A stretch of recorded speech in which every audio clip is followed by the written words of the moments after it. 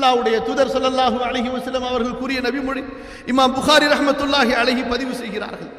ஒருவன் தற்கொலை செய்து கொண்டான், உதாரணத்திற்கு விஷத்தை குடித்து விட்டான், அல்லது ஒரு உயரமான இடத்திலிருந்து கீழே விழுந்து விடுகிறான். நாளை மறுமையிலே நரகத்திலே இவனுக்கு எப்படிப்பட்ட தண்டனை தெரியுமா?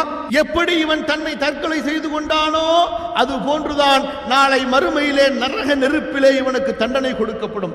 விஷத்தை குடித்து இறந்திருந்தால் அது போன்று கடுமையான விஷம் அவனுக்கு கொடுக்கப்படும். அந்த விஷத்தை அவன் குடித்து அதனுடைய வேதனையை அனுபவித்துக் கொண்டே இருப்பான். உயரமான இடத்திலிருந்து கீழே விழுந்திருந்தால், அல்லது தூக்குமாட்டி தொங்கி இருந்தால், அல்லது கத்தியால் குத்தி இருந்தால், எப்படி இவன் செத்தானோ அது போன்றே நாளை மறுமையிலே நரக நெருப்பிலே இவனுக்கு வேதனை கொடுக்கப்படும் என்று அல்லாஹ்வுடைய தூதர் ஸல்லல்லாஹு அலைஹி வஸல்லம் சொல்லுகிறார்கள்.